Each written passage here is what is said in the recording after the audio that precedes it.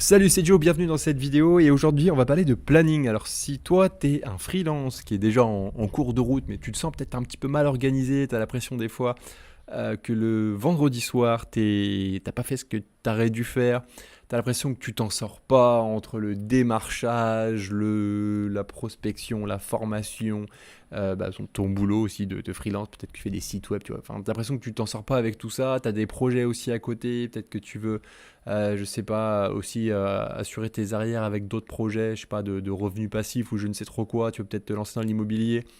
Tu veux passer du temps avec ta famille, tu as des petites corvées à faire à droite à gauche et à chaque fois ça te frustre parce que tu n'arrives pas à les faire tenir dans ton planning. Écoute cette vidéo, ça va te faire plaisir. Et puis, ou alors tu es peut-être juste un freelance, enfin un mec qui aimerait bien devenir freelance, tu vois. Et ça te fait peur parce que tu dis qu'il y a trop de trucs à faire. Et du coup, tu sais pas comment t'organiser et t'as pas envie de perdre du temps parce que bah voilà, tu sais très bien que le temps c'est de l'argent et du coup, t'as pas envie de perdre de temps. Et ben ça tombe bien. Écoute, regarde cette vidéo aussi. Dans ces deux cas, dans tous les cas, on va parler de planning aujourd'hui et je vais te partager la méthode que j'utilise, un truc que j'ai créé depuis déjà 2 ans que je suis freelance. Plus, on en parlera un petit peu après, mais j'ai commencé ça à créer avant, tu vois, quand je travaillais en agence avec l'équipe dans laquelle j'étais. Donc voilà. Donc aujourd'hui on va parler de ça. Donc reste bien connecté jusqu'à la fin. Alors je sais pas toi, mais moi quand je pense planning, je pense organisation, tu vois. Et en fait il y a un truc qui est marrant, c'est que on pense qu'on va devenir freelance pour être plus libre. Tu vois, moi c'était un peu ça. Je me suis dit je vais devenir freelance pour être plus libre, pour pas avoir de patron, pour faire ce que je veux quand je veux. Ben, bien sûr, tu sais que tu vas devoir bosser pour des clients, mais je sais pas, t'as ce côté, genre c'est toi le patron, quoi, tu vois, et tout. Et c'est génial parce que bah, c'est effectivement vrai, t'es un peu plus libre, hein. Je veux dire, tu fais un peu ce que tu veux quand tu veux. Mais justement, ça c'est un peu dangereux, dans le sens où eh ben, t'es libre. Et tu sais ce qui se passe quand t'es trop libre. Peut-être que t'as déjà ressenti ça. C'est un peu quand t'as trop de choix, tu vois. T'imagines que, je sais pas, bah là, tu vois, ce matin, là, j'ai acheté un sac de voyage, tu vois. Et il y a des tonnes de choix en sac de voyage. Mais tu vois, moi, j'ai des trucs un peu digital nomade et compagnie. Et du coup, je regarde tous les sacs et je les trouvais tous trop bien. Puis à un moment donné, il faut prendre une décision parce que si tu restes devant l'incertitude, eh ben, t'avances pas. Et ben, c'est un peu pareil dans un planning. C'est-à-dire que dans un planning, t'as des tonnes de choses à faire. Et si tu les fais pas, eh ben, t'avances pas. Il peut y avoir un autre truc aussi, c'est que t'as peut-être tendance en fait. Tu sais, il y a des trucs importants, il y a des trucs que t'as pas le choix de faire, enfin t'as pas le choix de pas les faire quand tu es freelance. Il y a plusieurs grandes catégories, on en parlera justement plus tard, mais il y a plusieurs grandes catégories de travail.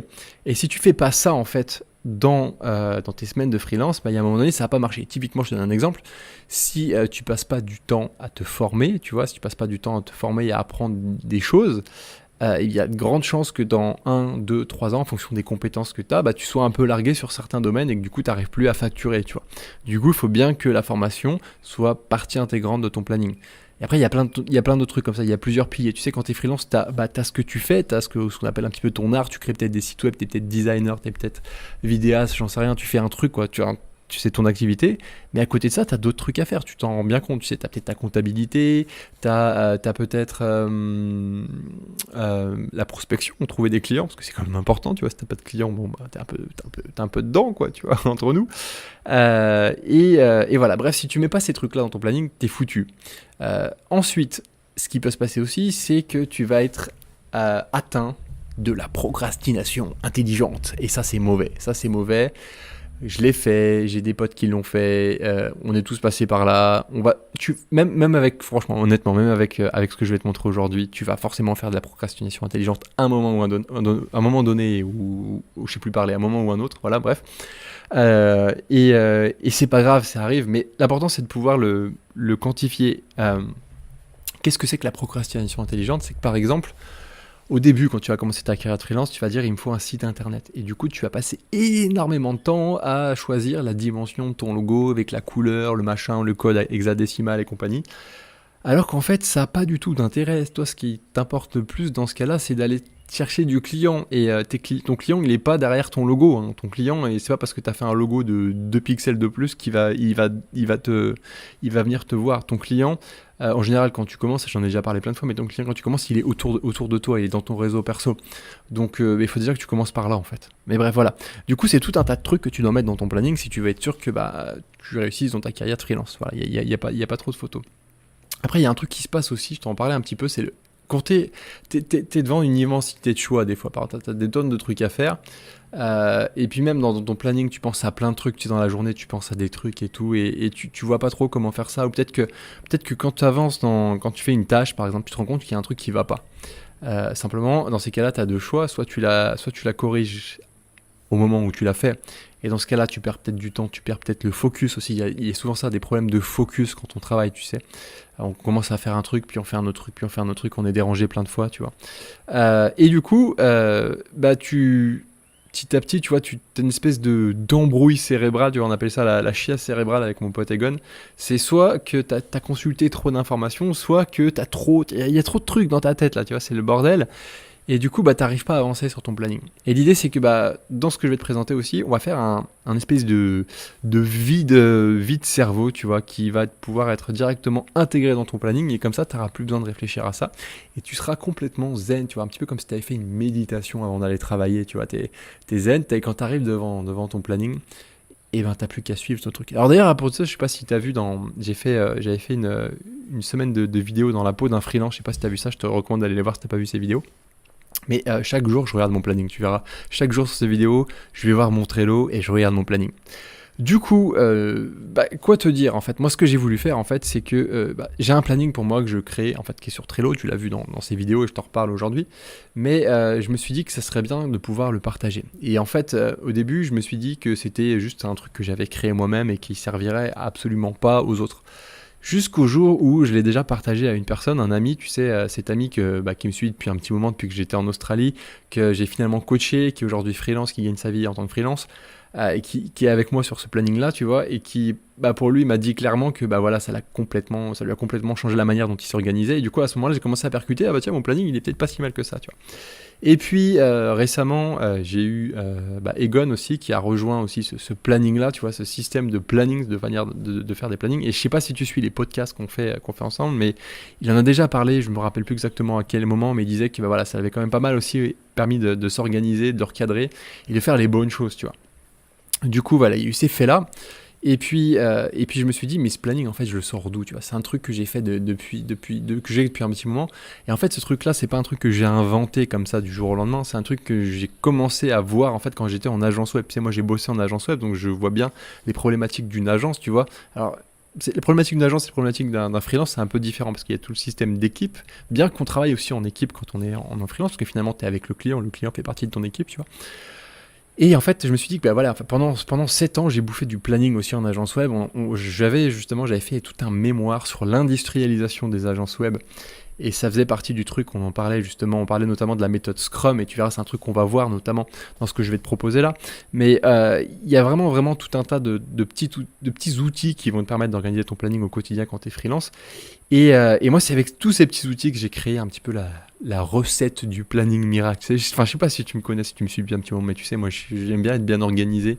J'aime bien les choses quand elles sont bien organisées parce que ça me permet d'être plus serein. Sinon, si c'est mal organisé, je me sens pas bien. Et je pense que toi, c'est un peu pareil. Tu sais, c'est un peu comme quand tu arrives dans une pièce, tu vois, que tu dois travailler et que la pièce, elle est toute désorganisée. T'as pas envie de bosser là, tu vois, t'as envie d'être dans un truc bien organisé. Et le planning, c'est exactement pareil. Si t'as un planning qui est mal organisé, tu bosses mal. Alors que si t'as un planning qui est bien organisé, tu vas bosser mieux. Tu vas être plus productif. Tu vas gagner plus d'argent. Et tu vas avoir plus de temps libre pour toi aussi. Et c'est là où je veux en venir. Du coup, tu l'as compris. Le problème que tu peux avoir, toi, c'est pas forcément que tu es mal organisé. Le problème, c'est juste que tu n'as peut-être pas vraiment les bonnes clés pour créer ton planning. Parce que c'est pas une histoire d'organisation, finalement. C'est plus une histoire c'est une histoire d'habitude, un petit peu. Et une histoire je sais pas comment te dire, de manière de voir les choses. C'est un peu de l'organisation. Je sais pas trouver le mot, mais tu vois, c'est ça. Et du coup, je pense que ce que tu as vraiment besoin, finalement, si tu es dans ce cas-là du freelance qui est mal organisé, qui est un peu frustré le vendredi soir, qui a l'impression qu'il fait pas tout ce qu'il devrait faire, tu vois. Tu as l'impression que pendant que les autres ils avancent 10 fois plus vite que toi, toi, tu as fait qu'un seul truc et tu comprends pas pourquoi. Et parce que tu as vraiment besoin, du coup, c'est cette méthode-là, ce truc-là que j'aimerais te proposer. Et pour ça, du coup, j'ai créé une formation où je t'explique tout ça, où je t'explique comment je gère mon planning et comment mes deux acolytes, tu vois, avec qui j'échange souvent et donc tu connais peut-être, utilisent ce planning aussi. Et comment, même en agence web, tu vois, on utilisait ce planning. Alors depuis, je l'ai vraiment changé, tu vois, c'est un peu différent. Mais voilà. Du coup, j'ai créé une formation. Dans cette formation, tu vas pouvoir dans un premier temps, tu verras, on va voir plusieurs trucs. D'ailleurs, je te propose qu'on regarde ensemble. Dans cette formation, il y a plusieurs modules. Attends, du coup, j'essaie juste de retrouver la page. Du coup, dans cette formation, je l'ai appelé le planning efficace pour freelance mal organisé. Tu noteras qu'il est à 67 € jusqu'à dimanche et ensuite il passera à 97 € qui sera son prix définitif. Et du coup, dans cette formation, on va voir pas mal de choses. Donc, je t'ai mis un petit récap de ce que je suis en train de te dire. Et on va voir notamment, alors je te le cite un petit peu, il y a 3 modules de 3 vidéos. Ça fait à peu près 1h30 de vidéo. Ça fait pas mal de choses. Dans le module 1, on va voir les 5 grandes erreurs que l'on fait régulièrement quand on est freelance. Alors, c'est pas grave, tu vois, mais c'est bien de les savoir parce que tu sais, le truc, quand tu te rends compte que tu fais des erreurs, derrière, tu essayes de te recadrer. Mais des fois, tu te rends même pas compte que tu fais ces erreurs-là. Du coup, c'est super important de les connaître. On va voir les 2 grands principes que tout entrepreneur qui se respecte, et je crois que j'ai fait une petite faute d'orthographe, doit connaître dans son activité. Contrairement, en fait, tu sais, il y a les gens qui vont vendre leur temps toute leur vie. Et il y a les gens qui sont plus intelligents et qui vont comprendre qu'il y a peut-être une logique différente. Et du coup, on va parler de ça. On verra que ce principe-là, en fait, d'arrêter de vendre son temps, va peut-être faire partie intégrante de notre planning. Tu vois, on va essayer de trouver des stratégies. Enfin, tu verras, je t'expliquerai tout ça dans la formation. On va voir les 4 fondamentaux qui doivent être incorporés dans le planning d'un freelance. Alors, j'en ai déjà un petit peu parlé dans cette vidéo, mais tu sais, il n'y a pas forcément que le fait, par exemple, de faire des sites web. Il y a d'autres choses à faire quand tu es freelance et du coup, on va vraiment les implémenter dans ton planning de freelance. On va voir 3 méthodes reconnues pour s'organiser et comment, en fait, comment on va en extraire le plus important. Je te disais, moi j'ai commencé à gérer un petit peu tout ce qui est planning, etc. quand j'étais en agence, tu vois. J'étais notamment chef de projet web, donc tu vois, j'avais une équipe à gérer. C'était une petite équipe, hein, c'était gentil, mais tu vois, j'avais quand même des trucs à gérer entre les prestats techniques, les prestats, le client et compagnie. Donc voilà, le graphiste, l'intégrateur, machin. Bref, du coup, on va voir comment, avec certaines méthodes, on peut se créer des plannings et comment on verra aussi certaines réunions. Tu vois, il y a des réunions qui sont super importantes. Tu vas te faire des réunions avec toi-même, tu vas voir, tu as même plusieurs rôles, tu vas voir, c'est super marrant en fait, c'est super cool, tu vois, c'est drôle, c'est con mais c'est drôle, tu vois, mais ça aide beaucoup en fait, et ça le truc c'est que ça aide beaucoup et c'est pas des choses qu'on pensait faire quand on est tout seul, donc on va voir ça. Donc tout ça à partir de, je crois que du 2 grands principes, on passe au module 2, donc là on est en plein dans le module 2, on va voir comment formuler des tâches qui donnent envie d'être terminées. Donc ça, je te filerai quelques astuces, tu vois, pareil, qui sont issues de mon expérience, pour formuler des tâches sympas, comment les décomposer, et puis comment se créer un planning vide-cerveau. Tu verras qu'on va avoir un planning, donc par semaine, je t'expliquerai tout ça, comment on fait ça. On va voir, en plus ça sera un planning qui sera évolutif, qui évolue tout le temps sur un système d'habitude, c'est-à-dire que tu n'as même pas besoin de réfléchir, tu vas arriver le lundi matin, 3 fois sur 4, ton planning sera déjà fait, on verra ce qui se passe la 4e fois. Mais du coup, tu n'as pas besoin de réfléchir, c'est ça qui est cool, c'est que tu arrives et tu fais. Et puis tu auras ce truc vide cerveau, ce qui fait que chaque fois que tu vas rencontrer un problème dans ton planning, dans ta semaine, tu vides ton cerveau immédiatement et puis derrière tu continues ce que tu es en train de faire sans te préoccuper de ton problème. Et c'est super important parce que du coup on perd souvent de temps comme ça. Tu dois te rendre compte quand tu fais une tâche, il y a un truc qui se passe, tu changes, puis après tu changes encore pour un peu que tu aies ça sur ta table. D'ailleurs je te recommande de le mettre loin de toi quand tu travailles. Tu peux vite partir en couille et foirer ta journée et foirer ta semaine. Donc voilà, on verra comment éviter tout ça. Et puis ensuite, dans le module 3, on va créer ensemble, je vais t'expliquer comment fonctionne un petit peu Trello, et on va créer ensemble ton planning. Alors, on va créer un modèle de planning dans la formation, mais toi tu pourras le créer en live, et dans tous les cas, je te filerai à la fin de la formation, tu pourras accéder à ce qu'on appelle une board sur Trello. Tu pourras y accéder et faire une copie pour ton propre planning à toi. Et voilà. Et du coup, tout ça, comme tu l'as vu, tout ça c'est en promotion jusqu'à dimanche à 67 € au lieu de 97 €. Donc écoute, je t'invite à en profiter avant dimanche. Je pourrais toujours y aller après dimanche, mais bon c'est con, tu gagnes un peu quand même à y aller avant quoi. Et voilà, du coup maintenant que tu as vu ce que je voulais te dire, tu as vu ce qu'il y avait dedans, moi j'ai envie de te dire un truc, c'est que tu te dis peut-être ouais 67 € ça fait cher et tout. Oui ça fait peut-être cher peut-être, mais imagine-toi bien que tu connais cette anecdote, enfin pas cette anecdote, cette citation qui est un peu conne, mais qui est tellement vraie. Le temps, c'est de l'argent, tu vois. Moi, je me dis que si t'es mal organisé, tu perds du temps et tu perds de l'argent. Du coup, je pense que aujourd'hui, tu as deux choix. Soit tu continues de t'organiser comme tu es, tu vois, et comme avec ta manière à toi, et t'apprends petit à petit et tu corriges petit à petit, qu'il y a une solution qui fonctionne, qui prend juste du temps. Soit tu gagnes un petit peu de temps, tu prends cette formation et du coup, tu auras peut-être un système de planning qui est beaucoup plus, enfin, qui va te permettre de gagner du temps en tout cas, et du coup de gagner de l'argent. Voilà. Bien entendu, moi derrière, je suis disponible si tu as des questions par rapport à cette formation aussi. Comme je te disais, bah, aujourd'hui, on est trois officiellement à tester ce planning, tu vois, de manière récurrente, on l'utilise tous les jours. Je serais ravi qu'il y ait d'autres personnes qui utilisent ce système de planning pour pouvoir l'améliorer. J'hésiterai pas, s'il y a des questions pertinentes, à rajouter des modules dans la formation pour que ça soit vivant et pour que ça soit, tu vois, évolutif, donc ça sera cool. Et voilà, et du coup, comme je te le disais, bah, donc le premier module, tu auras déjà, je pense, une vision différente de ce que c'est qu'un réel planning. Et puis, bah, dans tous les cas, à la fin de la formation, tu auras un nouveau système de planning. Alors, juste un truc, il y a un truc que j'ai oublié de te dire, c'est que bah, j'ai pas envie d'avoir des gens qui vont se dire ah ouais, je vais avoir un super planning et mon boulot va se faire tout seul. Non, non, ton boulot va pas se faire tout seul. Au contraire, on va aider à faire ton boulot, c'est-à-dire que ça va être beaucoup plus facile de passer à l'action. Tu vas éviter les systèmes de procrastination, de manque de motivation, etc. Mais ton boulot va pas se faire tout seul, tu vois. Moi, si je pouvais créer un robot qui fait mon boulot, crois-moi que j'essaierais de le revendre, tu vois, ça serait génial. Mais quoi que j'aime bien mon boulot, au pire, mais bon. Bref, voilà, du coup, il va pas faire le boulot pour toi, le truc, il va juste t'aider à t'organiser. Donc voilà, je voulais juste te le dire au cas où, tu vois, on est sûr. Comme je te le disais, bah, du coup, tu peux rejoindre la formation, il y a un lien qui est juste en dessous. Tu vas arriver sur une page que je t'ai montré juste avant, où dessus, bah, tu peux juste décider de rentrer pour la formation. Donc il y a à peu près 3 vidéos, ça dure à peu près 1 h 30. Il y a aussi, je crois, je mets un PDF avec et puis 2-3 liens qui vont bien avec.